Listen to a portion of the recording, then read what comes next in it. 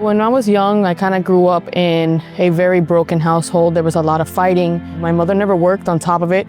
So obviously, we really had nothing. Our upbringing was, I guess, not as typical as everybody else. My mom ended up being an alcoholic after my dad passed away. She ended up losing her mom and her husband in the same year.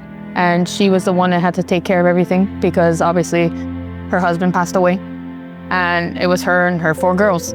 Looking at my family, a lot of them were bound to drugs, a lot of them bound to alcohol, but in the consistent cycle of it. They were content with being in a position of being poor, being in that lifestyle of being bound to drugs, and they were happy, quote unquote, happy.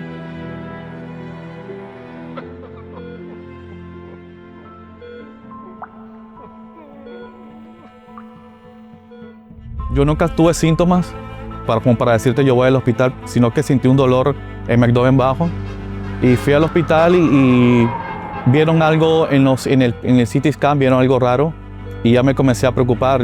No era algo no anormal. Luego me hicieron una biopsia y llegó un doctor y me dijo que yo tenía cáncer.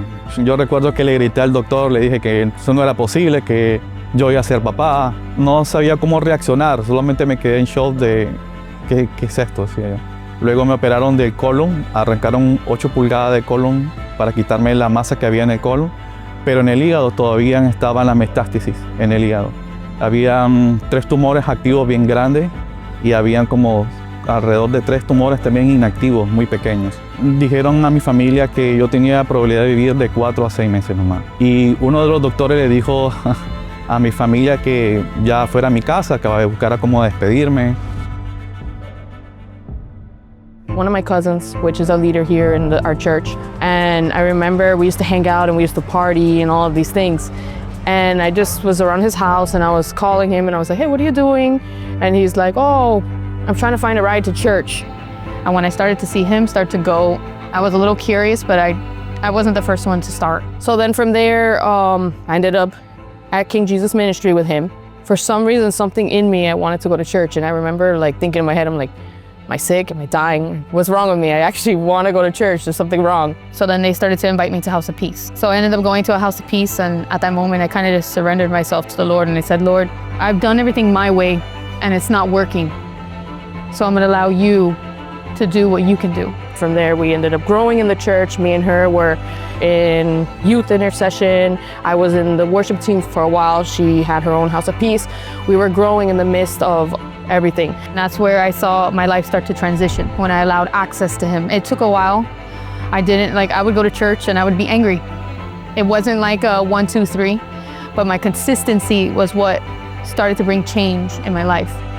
Being in the presence is what changed my life. Gente que no conozco comenzaron a orar por mí. Los pastores, mis pastores de la red oraron por mí. Mis suegros, que son pastores también en la iglesia, oraron por mí. Gente que no conozco oraron por mí. Todos los codiscípulos oraron por mí. Todo era orar por David, orar por David. Fue muy impactante, pero a la vez experimenté el amor de Dios en todos ellos. En la familia de mi esposa, en mi familia, experimenté eso. Y me sentía confiado y con fe de que algo iba a suceder. Yo no sé cuándo, pero algo iba a suceder en mí. There's just been a transition in our lives that nothing has stayed the same. And I'm in this position of where I'm very grateful to God. I went from having nothing, and no one to even look up to. Now I'm a business person. I have my own beauty salon with my twin sister. Our whole life, once we started to submit ourselves to God, has been a movement of faith, a movement of seeing His prosperity that the Lord has always provided in a way where we know that it's not our job, it's not our business that's financing us, it's the Lord. There's just been a transition in our lives that nothing has stayed the same. Me and my sister are probably the only people in our family that have a business and we're fruitful. We run a House of Peace together. We're doing things in the ministry. She's singing on the altar right now. And I'm grateful because the Lord has always put us in a position to where I haven't been alone. I've had Him, and then I've also had my family. And I'm very grateful for everything that this house has, everything that this house gives our people. I feel like what I'm grateful for is that knowing the Lord and knowing that I have everything I need through him. The fact that I know who he is, that he's a father, that he's a shepherd, that he's a teacher. He's so many things in my life. And I know that because I have him, I have everything I need. And I would say that's probably that's the thing that I'm most grateful for, because if I have him, I have everything I need and everything will be supplied. Because we know God, we know that the promises of God are gonna come to pass, because his word is something that we can trust and rely on. And we know that the generations are gonna be blessed. My son is gonna be blessed. And we know that we're breaking curses and we're breaking generational things in order for our family to be able just to walk through.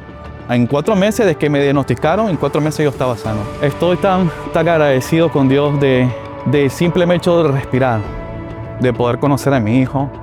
Porque cuando te dan ese diagnóstico, es la lucha entre el bien y el mal, entre tu fe en lo que te ha enseñado la iglesia, en lo que tú has estado creciendo. Y es una lucha como que, ok, voy a creer. Y ahora ver a mi hijo de 15 meses, verlo decirlo papá, es algo que me llena.